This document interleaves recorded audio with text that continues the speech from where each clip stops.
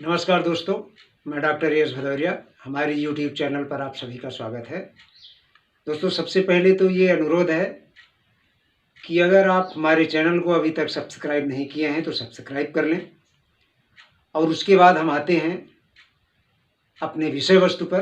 तो आज जो हमारी विषय वस्तु है वो ये है कि उत्तर प्रदेश उच्चतर शिक्षा सेवा आयोग की होने वाली असिस्टेंट प्रोफेसर की परीक्षा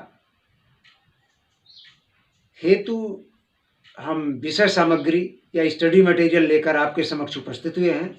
यह विषय सामग्री बीएड विषय, एजुकेशन विषय के लिए है और मुख्यतः जो उत्तर प्रदेश उच्चतर शिक्षा सेवा आयोग की जो विज्ञापन 50 की परीक्षा होने वाली है उसके लिए बहुत ही बेनिफिशियल हमारा ये वीडियो होगा। तो दोस्तों, हमारे चैनल से आप जुड़े रहें। तो जो आज हमारी विषय वस्तु है, जो हमारे आज प्रश्न हैं, तो वो 20 प्रश्नों की श्रृंखला लेकर हम आपके समक्ष उपस्थित हुए हैं। तो 20 प्रश्नों की जो श्रृंखला है इस पर हम क्रमशः आपसे चर्चा करेंगे और सारे कॉन्सेप्ट्स को क्लियर करेंगे। तो आइए देखते हैं हमारे 20 प्रश्नों की श्रृंखला कौन कौन सी है, कौन कौन से हमारे प्रश्न हैं। तो आइए चलते हैं, देखते हैं। तो भाग 13 का पहला प्रश्न है, प्रकृतिवाद निम्न में से किसे संतुष्ट नहीं करता? प्रकृतिवाद निम्न में से किसे संतुष्ट नहीं करता? पाठ्यक्रम, शैक्षिक आदर्श, परीक्षा, शिक्षण विधि।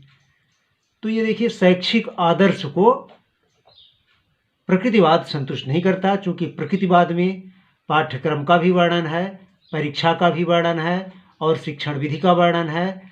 लेकिन प्रकृतिवाद के अनुसार शैक्षिक आदर्श का वर्णन नहीं किया गया है। प्रश्न क्रमांक 2 है, यथार्थवादी पाठ्यक्रम में बल दिया जाता है। यथार्थवादी पाठ्यक्रम में तथ्यों पर बल दिया जाता है।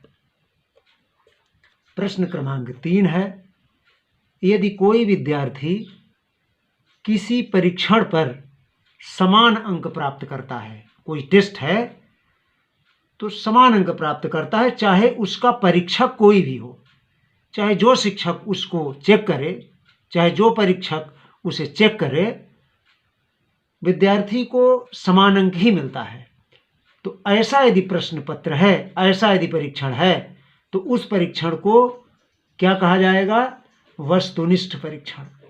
देखिए, यहाँ पर कन्फ्यूजन होता है, गलत करते हैं लोग। विश्वसनीय परीक्षण और वस्तुनिष्ठ परीक्षण में अंतर थोड़ा सा है, तो लोग यहाँ पर कंफ्यूज होकर गलत करते हैं। तो आप यहाँ पर देख लीजिए, विश्वसनीयता कैसी होती है। प्रश्न क्रमांक 4 इसीलिए हमने लिखा है, यदि किसी परीक्षण को किसी समूह पर कितनी बार भी प्रशासित किया जाए, प्राप्तांकों में निश्चितता होगी। कितनी बार एक परीक्षण को कितनी बार प्रशासित किया जाए लेकिन प्राप्तांक एक ही आए, अगर स्थिति ऐसी है तो विश्वसनीय परीक्षण है। एक ही परीक्षण को कितनी बार प्रशासित किया जाए, लेकिन इसमें यह नहीं है कि परीक्षक अलग अलग हैं। परीक्षक वही है, एक परीक्षण को कितनी बार प्रशासित किया जाए लेकिन परीक्षक जो है एक ही हो। लेकिन यहाँ पर देखिए, वस्तुनिष्ठता में क्या है कि परीक्षक कोई भी हो, कई परीक्षक हो सकते हैं, लेकिन परीक्षण पर प्राप्तांक एक ही आ रहा है, तो वो वस्तुनिष्ठ है। और यदि एक ही परीक्षण को कई बार प्रशासित किया जाए और उस पर अगर मार्क्स प्राप्तांक उसके सेम आए, चाहे जितनी बार प्रशासित किया जाए, और वही शिक्षक बार बार चेक करे, तो वहां पर विश्वसनीय परीक्षण होगा। अब है प्रश्न क्रमांक 5, शैक्षिक प्रौद्योगिकी के कार्य। तो शैक्षिक प्रौद्योगिकी के कार्य है पाठ्यचर्या बनाना, शिक्षण अधिगम प्रक्रिया का विश्लेषण करना, शिक्षण अधिगम प्रक्रिया के परिणाम का मूल्यांकन। सॉरी, थोड़ा सा ये दिख नहीं रहा था, आप ये देखते हैं, अब दिख रहा है। शैक्षिक प्रौद्योगिकी के कार्य कौन कौन से हैं? तो पाठ्यचर्या बनाना, शिक्षण अधिगम प्रक्रिया का विश्लेषण करना, शिक्षण अधिगम प्रक्रिया के परिणाम का मूल्यांकन करना और शिक्षण विधि का निर्धारण करना, शिक्षण नीति का निर्धारण करना, शिक्षण युक्ति का निर्धारण करना। शिक्षण से संबंधित जितनी चीज़ें हैं, चाहे पाठ्यचर्या बनाना हो, चाहे लर्निंग प्रोसेस की एनालिसिस करना हो, चाहे शिक्षण अधिगम प्रक्रिया के परिणाम का मूल्यांकन करना हो, चाहे शिक्षण विधि का निर्धारण, शिक्षण नीति का निर्धारण, शिक्षण युक्ति का निर्धारण, ये सारी चीज़ें एजुकेशन टेक्नोलॉजी के अंतर्गत आती हैं। अब है प्रश्न क्रमांक हमारा 6 है, आपके समक्ष ये प्रस्तुत है। तो शिक्षा के उद्देश्य का निर्धारण करना किसका कार्य है? तो कभी कभी लोग गलती से लिख देते हैं इसको भी एजुकेशन टेक्नोलॉजी का कार्य है। तो ये गलत है। शिक्षा के उद्देश्य का जो निर्धारण करता है वो शिक्षा दर्शन का कार्य है, या दर्शन का विषय है ये, कि शिक्षा के उद्देश्य का निर्धारण दर्शन करता है। अगर शिक्षा दर्शन है तो आप उसमें शिक्षा दर्शन पर टिक करेंगे। प्रश्न क्रमांक 7 है, शिक्षा का उद्देश्य जीवन की तैयारी है, किसने कहा है? तो देखिए ये गांधी जी ने इसको कहा है। इसमें देखिए 2 प्रश्न आपको मिलते हैं, थोड़ा सा डिफरेंस होता है और गलत हो जाता है। शिक्षा का उद्देश्य जीवन की तैयारी है और शिक्षा का उद्देश्य पूर्ण जीवन की तैयारी है। अब देखिए कभी कभी हम गलत कर बैठते हैं, तो गलत नहीं करना है। अगर जीवन की तैयारी है तो गांधी जी हैं, और पूर्ण जीवन की तैयारी है तो हर्बर्ट स्पेंसर है। अब है प्रश्न क्रमांक हमारा 9, अभिक्रमित अधिगम है। तो अभिक्रमित अधिगम क्या है? प्रोग्राम्ड लर्निंग क्या है? स्व अनुदेशन प्रणाली है। इसमें बच्चों को स्व अनुदेशन प्राप्त होता है। बच्चों को ये स्व अनुदेशन प्रणाली है, बच्चे इसको अपने आप से अनुदेशन प्राप्त करते हैं, अपने आप सीखते रहते हैं। प्रश्न क्रमांक 10 है, अभिक्रमित अनुदेशन के जनक अगर पूछा जाए तो B.F. स्किनर हैं। ये 1950 में प्रोग्राम्ड लर्निंग का इन्होंने सूत्रपात किया था। प्रश्न क्रमांक 11 है, अभिक्रमित सामग्री होती है, कैसी होती है अभिक्रमित सामग्री? तो ये व्यक्तिनिष्ठ होती है। अभिक्रमित सामग्री व्यक्तिनिष्ठ होती है। ये हर व्यक्ति के लिए अलग अलग ये बनाई जाती है। एक समय में केवल एक ही व्यक्ति सीखता है, एक व्यक्ति, इसलिए इसे कहा गया है व्यक्तिनिष्ठ।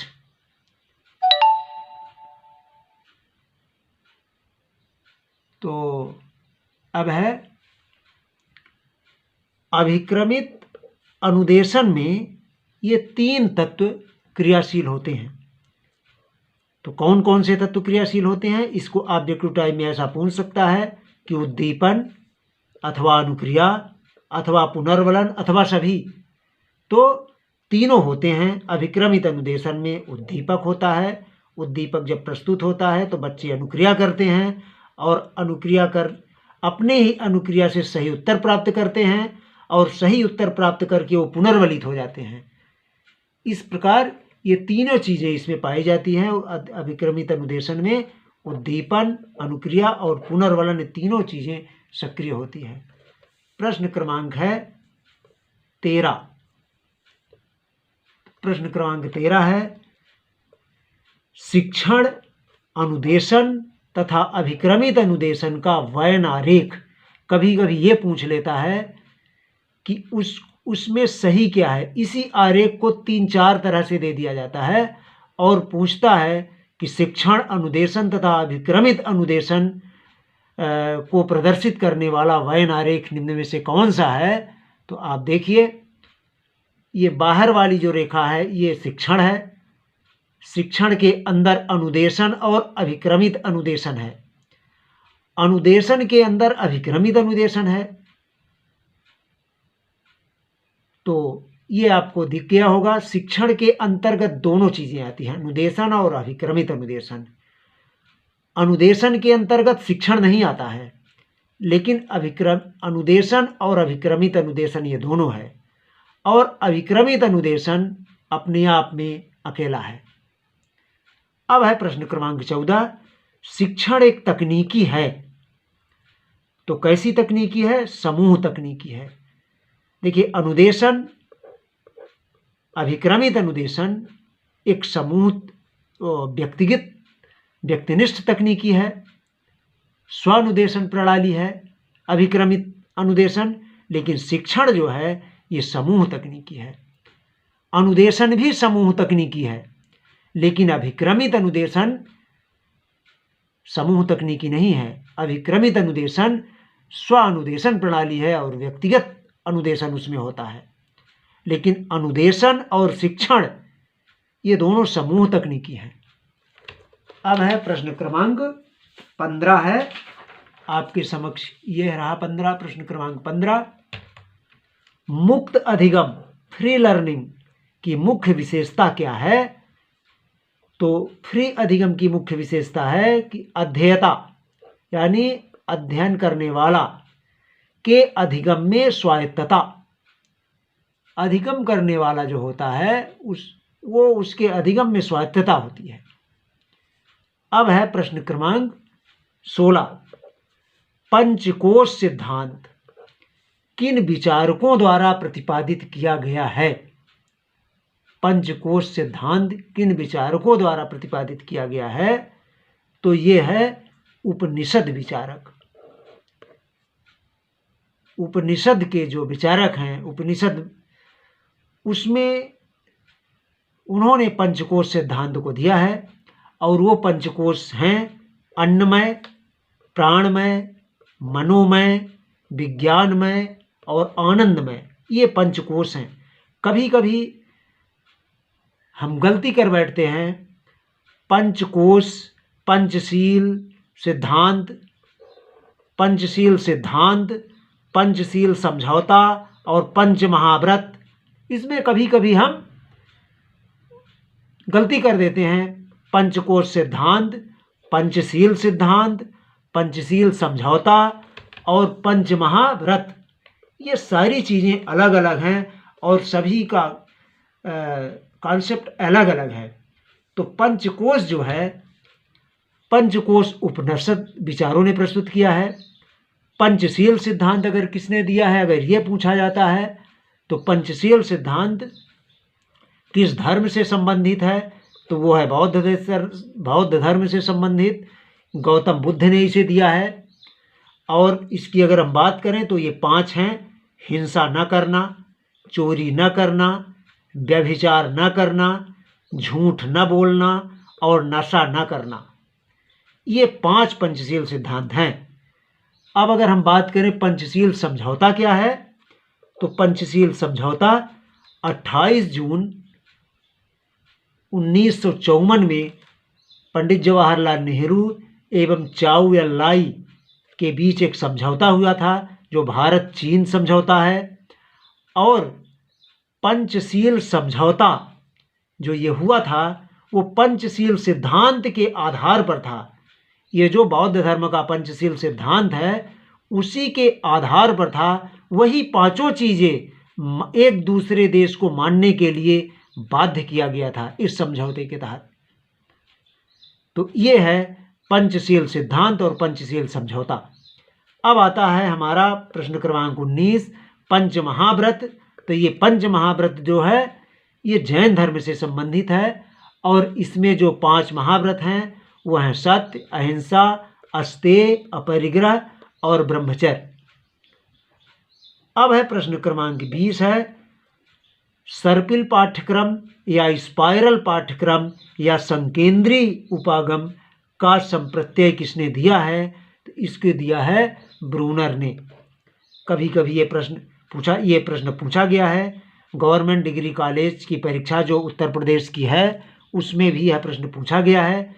इसमें सभी प्रश्न, इसमें यदि 20 प्रश्न हमने प्रस्तुत किया तो इसमें लगभग 7-8 प्रश्न पूर्व की परीक्षाओं में पूछे गए हैं, और जो प्रश्न शेष बचते हैं वो उन्हीं प्रश्नों के, जैसे पंचकोश सिद्धांत के बारे में जीडीसी में पूछा गया है, फिर उसके आसपास हमने जो ये पंचशील समझौता, पंचशील महाव्रत, इसको अपने से आपके समक्ष प्रस्तुत किया है। चूँकि आप इसके बारे में कंफ्यूज ना हो, आपका उत्तर गलत हो, आप सही मार्क्स पा सकें। तो दोस्तों, आज हम अपने 20 प्रश्नों की श्रृंखला को यहीं पर संपन्न करते हैं। दोस्तों, पुनः आपसे अनुरोध है कि आप हमारे वीडियो को पूरा देखेंगे, और अगर आपको वीडियो हमारा अच्छा लगा हो तो इसे अपने मित्रों को, अपने दोस्तों को शेयर करेंगे, और अगर हमारे वीडियो को, हमारे चैनल को सब्सक्राइब न किए हों तो आप हमारे चैनल को सब्सक्राइब करें। और इसी के साथ इतनी देर तक देखने के लिए, धैर्य के साथ आपने देखा है, उसके लिए आपको बहुत बहुत धन्यवाद।